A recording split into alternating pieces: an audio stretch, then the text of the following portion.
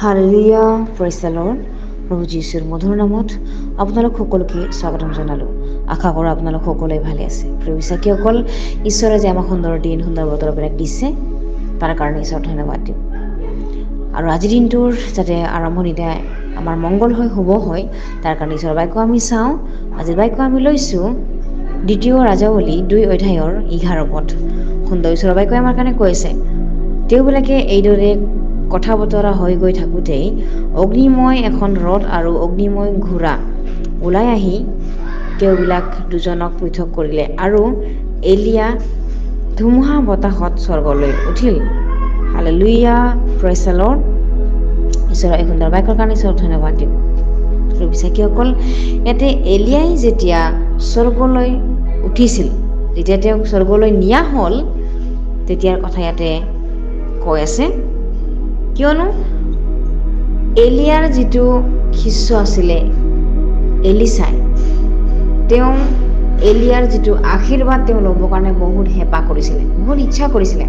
সেইকাৰণে তেওঁ কৈ আছিল যে আপোনাৰ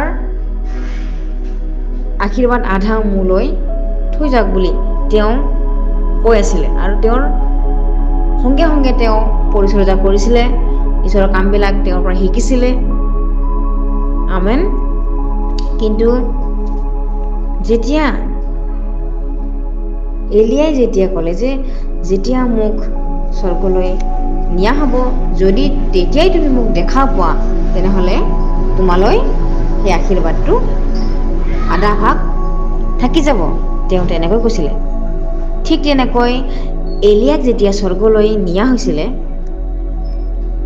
যেতিয়া তেওঁক অগ্নিময় ঘোঁৰা ওলাই আহি আৰু এখন যিটো অগ্নিময় ৰথ তেওঁ ধুমুহা বতাহত যেতিয়া স্বৰ্গলৈ উঠাই নিয়া হৈছিলে, তেতিয়া এলিছাই দেখা পালে। আৰু ঠিক তেনেকৈ যেনেকৈ এলিয়াই কৈছে, ঠিক তেনেকৈ এলিছাৰ লগত আধা আশীৰ্বাদ, যিটো আধা ভাগ তেওঁৰ লগত থাকিলে।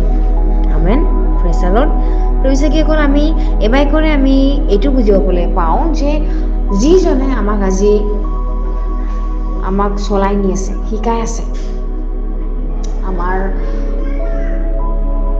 মণ্ডলীৰ শিক্ষকসকল, আমাৰ মণ্ডলীৰ পৰিচাৰকবিলাক, আমি তেওঁলোকৰ যদি অনুসৰণ কৰোঁ, তেওঁলোকৰ যদি আমি আজ্ঞা মানো, তেনেহ'লে আমি যিটো ইচ্ছা কৰোঁ, যদি আমি আশীৰ্বাদ বিচাৰোঁ, তেনেহ'লে আমি তেওঁবিলাকৰ আজ্ঞাবিলাক মানিব লাগিব, তেওঁবিলাকৰ কথাবিলাক শুনিব লাগিব। কিয়নো এজন ব্যক্তিয়ে যেতিয়া অভিষেক পায়, তেতিয়াহে পৰিচাৰকৰ কামত আগবাঢ়ে, বা তেওঁ এজন পুৰোহিত হিচাপে তেওঁক থৈ দিয়া হয়। কিন্তু আমি তেওঁবিলাকক অনৰ্থক হিচাপে সেৱা জ্ঞান কৰিব নোৱাৰোঁ, কিয়নো তেওঁবিলাকে ঈশ্বৰৰ পৰা অভিষেক পোৱা ব্যক্তি হয়। আমি জানো যেতিয়া দাউদক সমুৱেলৰ যোগেৰে যেতিয়া অভিষেক কৰা হৈছিলে, তেওঁ সৰু আছিলে, তথাপি তেওঁক তেলেৰে অভিষেক কৰা হৈছিলে, আৰু তেওঁ পাছত যাই ৰজা হ'ল। হালেলুয়া।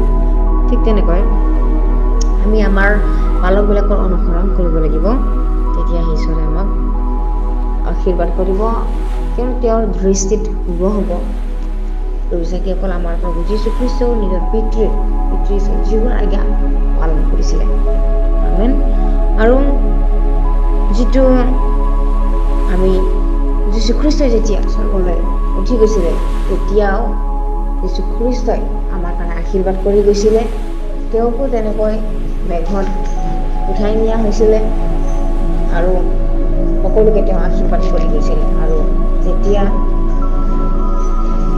আমি অকলে থকাৰ কথা তেওঁ ভাবিলে, তেতিয়া সহায়কৰ্তা পঠাই দিম বুলি তেওঁ ক'লে, যিটো পবিত্ৰ আত্মা, যিটো যীশু, যিটো অন্য ৰূপ, পবিত্ৰ আত্মা, ঈশ্বৰৰ আত্মা, পবিত্ৰ আত্মাৰ ৰূপে আমাৰ লগত আছে। হালেলুয়া। প্ৰভু, আজিও সেই আত্মা আমাৰ লগত আছে। যেনেকুৱা এলিয়াই গুচি যোৱাৰ পাছত এলিছালৈ যিটো আশীৰ্বাদ, যিটো বৰ, যিটো ঈশ্বৰৰ আত্মাৰ শক্তি আধা তেওঁ থাকিলে, ঠিক তেনেকৈ আজিও আমাৰ লগত আছে। যীশুখ্ৰীষ্ট হ'ব পাৰে তেওঁ স্বৰ্গলৈ গৈ পিতৃৰ ওচৰত সোঁহাতে বহি আছে, তথাপি তেওঁৰ যিটো পবিত্ৰ আত্মাৰ শক্তিটো আমাৰ কাৰণে তেওঁ দি গৈছে। Hallelujah, praise the lord. তেওঁ আমাক অকলে এৰি থৈ যোৱা নাই। ঠিক তেনেকৈ এলিছাও এলিয়াৰ যিটো আশীৰ্বাদ তেওঁ পাইছিলে, সেই লৈ তেওঁ ঈশ্বৰৰ কামবিলাক কৰিলে। আমেন। গতিকে আমি বিশ্বাস কৰোঁ বাকৰ যোগেৰে আপোনালোক সকলোৱে আশীৰ্বাদ প্ৰাপ্ত হৈছে বুলি। আহক আমি একেলগে প্ৰাৰ্থনা কৰোঁ। ধন্যবাদ কৰোঁ, ধন্যবাদ তুমি যোগ্য প্ৰশংসাৰ যোগ্য, তুমি দয়ালু কৃপালু, তোমাৰ বুলি কোনো ঈশ্বৰ নাই, তুমি যোগ্য ঈশ্বৰ। আজি দিনটোত সকলোকে সৰুতা কওঁতা সকলোকে আশীৰ্বাদ কৰোঁ। প্ৰভু তোমাৰ পবিত্ৰ আমাৰ উপস্থিতি সকলোৰে ওপৰত থাকক। এই সকলো যাচনা নাচৰতে প্ৰভু যীশু নামত অৰ্পণ কৰিছোঁ। আমেন। Praise the Lord. আপোনালোক সকলোকে ঈশ্বৰে আশীৰ্বাদ কৰক।